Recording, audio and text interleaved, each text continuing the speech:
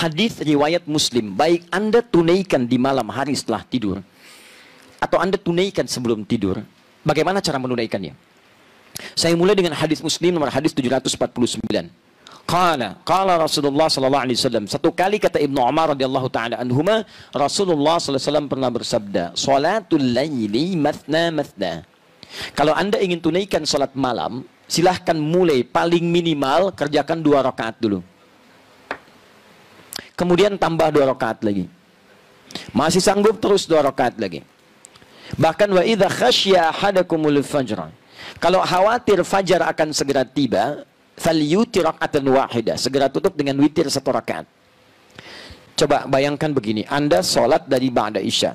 Sholatnya 2 rakaat, 2 rakaat, 2 rakaat sampai menjelang fajar. Fajar mau tiba tutup 1 rakaat. Pertanyaan saya, berapa rakaat sholat Anda tunaikan? Banyak ya? Apa kesimpulannya? Cara memahami hadis ini artinya tidak ada batasan spesifik dalam salat malam ini. Tapi paling minimal Anda tunaikan 2 rakaat. Tutup dengan 1 rakaat. Ustaz, kok ada peluang 2 rakaat? Jangan bayangkan semua orang tunaikan ba'da isya. Ada orang yang tidur dulu. Subuhnya 3:34, dia bangunnya 3:4. Waktu dia harus bagi antara sahur dengan kemudian sholatnya. Ada peluang nggak? Baik, misal dia bisa kerjakan 5 menitnya, dia bagi-bagi di situ. Dia punya waktu di situ 19 menit. Ya 10 menit dia tunaikan misalnya untuk sholatnya, 2 rakaat tambah witir 1 rakaat. 10 menitnya digunakan misalnya untuk makan sahurnya. Atau 9 menit 10 menitnya.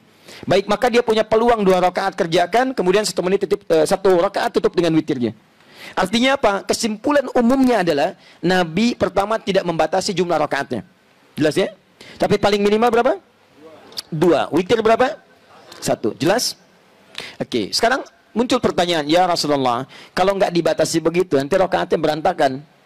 Yang 1 paket hemat, 2, witir 1. Yang 1 pertengahan, ada 4, witir 1. Yang lainnya ambil 11, yang lain lebih daripada itu. Adakah baginda Rasulullah SAW mencontohkan pada kami rakaat standar? Sehingga dengan itu jadi standar penunaian salat ini. Maka diriwayatkan dari Sayyidah Aisyah radhiyallahu taala anha, tercantum di Al-Bukhari nomor hadis 2008 sampai 2010. Datanglah 3 orang sahabat bernama Abdullah bin Mas'ud, Hudzaifah al-Yamani dan Ubay bin Ka'ab radhiyallahu taala anhum jami'an. Sa'alu Sayyidah Aisyah radhiyallahu taala anha. Mereka bertanya pada Sayyidah Aisyah radhiyallahu taala anha. Apa pertanyaannya? Kaifa kanat salatu Rasulullah sallallahu alaihi wasallam? Bagaimana salat malamnya Nabi sallallahu alaihi wasallam? Faqalat, beliau berkata, ma kana yazidu fi Ramadan wala fi ghairi. Perhatikan cara menerjemahkannya, lihat baik-baik. Selama tinggal dengan saya, ingat ya, selama tinggal dengan saya, maksudnya selama menginap di rumah Sayyidah Aisyah. Istri Nabi Sayyidah Aisyah saja atau ada yang lain, Bu? Ada yang lain ya? Berapa istri Nabi? Baik, lebih daripada 4. Ada Sayyidah Maimunah saat itu, ada Ummu Habibah, ada Sayyidah Zainab radhiyallahu taala anhunna jami'an. Tapi selama menginap di rumah Sayyidah Aisyah, begini cara memahaminya, kata beliau tidak pernah menambah baik di Ramadan atau di luar Ramadan ala 11 rakaatan, dari 11 rakaat. Di beliau sepanjang di rumah Sayyidah Aisyah itu salatnya senantiasa 11 rakaat. Berapa rakaat? 11. 11 rakaat. Apa rumusnya? Yusalli arba'an. Beliau salat 4 rakaat. Thumma yusalli arba'an. Kemudian tambah 4 rakaat. Thumma yusalli thalathan. Kemudian ditutup dengan 3 rakaat. 4, 4, 3. 4 tambah 4 tambah 3, 11 rakaat. Selama di rumah Sayyidah Aisyah. Teruskan hadisnya, tahan sampai sini. La tas'al an husnihinna wa tulihinna. Tapi jangan pernah ditanyakan bagaimana panjang dan bagus bacaan gerakannya. Jangan tanyakan panjang dan bagusnya. Panjang dan bagusnya. Ini takotaki. Yang ini 4, 4, 3. Kita ambil 2 hal di sini. Pertama, diajarkan di sini tentang jumlah rakaat. Ya kata Sayyidah Aisyah, yang standar silahkan 11. Rumusnya 4, 4, 3. Selama di rumah saya 4, 4, 3. Tadi istri Nabi bukan hanya Sayyidah Aisyah. Kita cek di rumah yang lain. Kita temukan ternyata di rumah Sayyidah Maimunah, kesaksian sahabat Ibnu Abbas radhiyallahu taala anhuma tersebut di Abu Dawud nomor hadis 1369. Ketika beliau tinggal di rumah Sayyidah Maimunah untuk melihat kebiasaan sholat malam Nabi dan bangunnya Nabi di malam hari, dilihat oleh beliau. Kata beliau, Karena Rasulullah sallallahu alaihi wasallam adalah kebiasaan Nabi sallallahu alaihi wasallam, idza staiqadha min naumi, apabila bangun beliau di pertengahan malamnya, maka beliau bangun, lihat baik-baik, di pertengahan malam. Lebih sedikit yazidu qalilan aw yanqusu qalilan. Lebih sedikit, kadang-kadang kurang sedikit. Saya sudah jelaskan kemarin. Kalau ukuran Indonesia misalnya 4:30 subuhnya, ya beliau bangun 1:30, kadang lebih, kadang kurang sedikit. Yang paling menarik, fajalasa, kemudian duduk terlebih dahulu. Famasaha biyadihi min atharin naum, kemudian menghapuskan bekas ngantuk di matanya. Ya, faqara khawatim min surah Ali Imran. Maka beliau membaca 10 ayat terakhir atau 11 ayat terakhir di surah Ali Imran. Kemudian berdoa, alhamdulillahilladzi ahyana ba'da ma amatana wa ilaihin nusyur. Dikuatkan dengan hadis riwayat Al-Bukhari, ya, riwayat sahabat Abu Dzar Al-Ghifari, nomor hadis 181. Setelah itu kemudian apa yang terjadi? Tsumma dzahaba ila shinin mu'allaqah. Pergi ke tempat tertutup, ke toilet. Fatawadda, kemudian berdoa. Setelah itu pergi ke tempat sholatnya. Mengikutilah Ibnu Abbas di belakangnya. Ketika mengikuti Nabi kemudian bertakbir, maka Ibnu Abbas ikut di belakang Nabi. Ditariklah oleh Nabi supaya sejajar dengan Nabi sallallahu alaihi wasallam. Hadis ini menunjukkan bolehnya imam, kalau makmumnya seorang, itu boleh berdiri sejajar. Ini imam, ini makmum, sejajar. Paham ya? Boleh juga makmum di belakang, imam di depan. Sejajar, ya tidak sejajar, tapi agak maju sedikit. Masih berdempet. Kalau makmumnya diduga itu sudah baik, sudah kuat, sudah dewasa, sanggup menjaga dirinya. Tapi kalau anak ini baru kecil, kita boleh tarik sejajar dengan kita, tidak ada masalah. Teruskan, apa yang dilakukan oleh Nabi? Kata beliau, Nabi membuka dengan 2 rakaat yang ringan, dikenal dengan khafifatain. Ditunaikan salat 2 rakaat dulu. Boleh, silakan. Khafifatain, nggak pakai bacaan surat lain selain Al-Fatihah. Takbir Allahu Akbar, langsung Al-Fatihah. Ruku, yang tidak sujud, duduk di antara 2 sujud, sujud bangkit lagi 2 rakaat, seperti hal yang sama. Paham ya? Setelah itu beliau tunaikan salat intinya, beliau katakan 2 rakaat. Kemudian 2 rakaat. Kemudian 2 rakaat. Kemudian 2 rakaat, kemudian 2 rakaat, kemudian 1 rakaat. Jumlah berapa? 11. 2 tambah 2 4 tambah 2 6 tambah 2 8 tambah 2 10 tambah 1 11. 11 rakaat. Kalau ingin ditambah dengan salat yang pemanasan tadi, khafifatain 2 rakaat ringan, berarti 13 rakaat. Poinnya, intinya tetap 11, tambahannya 2 rakaat sebagai 2 rakaat yang ringan. Di rumah Sayyidah Maimunah, beliau menunaikan rakaat standar 11 rakaat juga. Ingat ya, tapi rumusnya 2 2 2 2 ujungnya 1.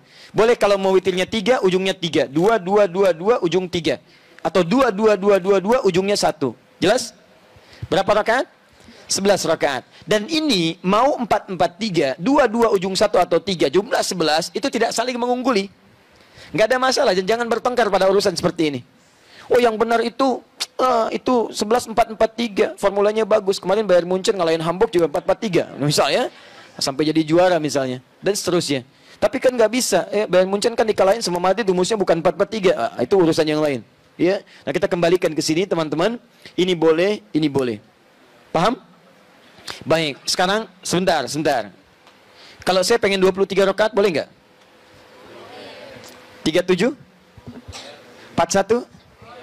Masya Allah, dari mana taunya? Oke, nah, baik. Sebelum sampai ke sana, kita pahami dulu pemaknaannya. Lihat sini. 11 ini, lihat rumusnya. Jangan pahami sampai 11 dulu, tapi jangan dipisahkan dari sinergis yang pertama tadi. Lihat keterangannya. Jangan tanya panjang dan bagusnya. Jadi 11 ini tidak boleh dipisahkan dari panjang dan bagus. Diukur kemudian oleh sahabat yang 3 orang tadi, seperti apa panjang bagusnya. Maka dimulailah Hudzaifah al-Yamani radhiyallahu ta'ala anhu salat di belakang Nabi. Begitu salat, betul memang panjang dan bagus. Saking bagus ya kata beliau, ini salat paling enak yang saya rasakan. Kalau baca ayat doa, berdoa, tenang hati saya. Baca ayat surga, pengen cepat ke surga. Baca ayat neraka, takut dengan neraka. Allahu Akbar, enak salatnya. Saking enaknya tak terasa, rakaat pertama 100 ayat Al-Baqarah. Enak. 1 rakaat 100 ayat. Ruku, bangun lagi, sampai bangun teruskan lagi. Itu masuk diceritakan, penasaran, benar enak. Sholat di belakang Nabi, enak betul. Wah, nikmat sholat di belakang Nabi. Diikuti bacaan, karena beliau ahli Quran, ahli qiraat. Di bacaan Nabi itu diikuti supaya nanti saat bacakan ingin serupa dengan bacaan Nabi, indah. Makanya sesekali Nabi sering katakan, Abdullah baca.